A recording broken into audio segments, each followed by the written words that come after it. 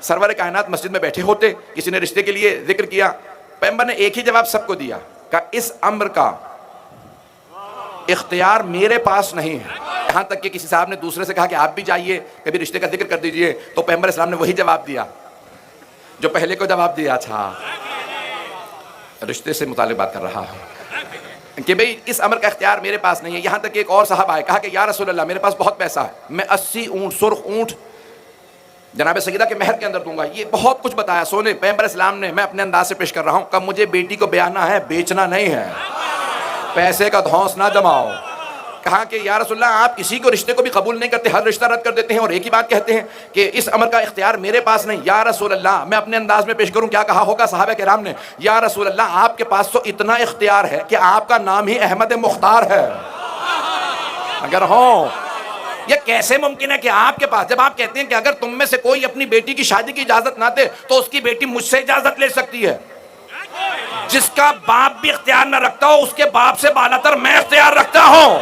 اگر ہوں کہ میں اس سے باپ سے بھی زیادہ اس پہ اختیار رکھتا ہوں۔ میں اس اپنی مومنہ، اس اپنی مسلمان بچی کی شادی میں کر سکتا ہوں کسی مومن سے، کسی بھی مسلمان سے، اگر باپ اجازت نہ دے تو میں اجازت دے سکتا ہوں۔ یا رسول اللہ یہ کیسے ممکن ہے؟ ساری امت کی بیٹیوں کا اختیار آپ کے پاس، لیکن سیدہ کی شادی کا اختیار آپ کے پاس نہیں، کا کیونکہ سیدہ عام بیٹی نہیں ہے، اللہ نے اختیار اپنے پاس رکھا۔ جناب امیر المؤمنین ایک مرتبہ مسجد نبوی میں تشریف لائے اور دو زانو ہو کے پیغمبر کے سامنے زمین پہ بیٹھ گئے۔ جناب سرور کائنات نے کہا یا علی آج کچھ مزاج بدلا سا ہے، آپ بول نہیں پا رہے۔ کہا یا رسول اللہ زبان پہ الفاظ نہیں آ رہے، توجہ۔ ارے جو ہمیشہ عطا کرتا رہا ہو اس کے لیے مانگنا بڑا مشکل ہوتا ہے۔ اب سوچئے سیدہ کا مقام کیا ہے، جس کا رشتہ مانگنے خود علی جائے۔ یہ عظمت جناب فاطمہ الزہرا ہے۔ جناب امیر آئے ہیں، بیٹھے ہیں، تو زانو زمین پہ۔ کون جو بول نہیں رہے آج؟ جو خطیب نہج البلاغہ، جس کا کلام نہج البلاغہ بن جاتا ہو، وہ آج کلام نہیں کر پا رہے، تو اللہ نے فوراً جناب جبرائیل کو نازل کیا۔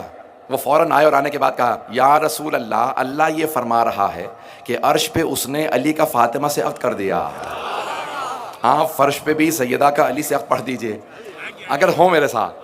تو ایک مرتبہ، بھائی دنیا میں واحد شادی ہے جو دو مرتبہ ہوئی ہے، عرش پہ بھی فرش پہ بھی۔ شادی عرش پہ بھی ہوئی ہے، فرش پہ بھی ہوئی ہے۔ دنیا کی واحد شادی ہے جو دو مرتبہ ہوئی ہے، عرش پہ فرش پہ۔ اسی لیے اللہ نے جناب سیدہ کو دو طرح کی نسلیں دی ہیں، عرشی اور فرشی۔ عرشی معصومین ہیں، فرشی سادات ہیں۔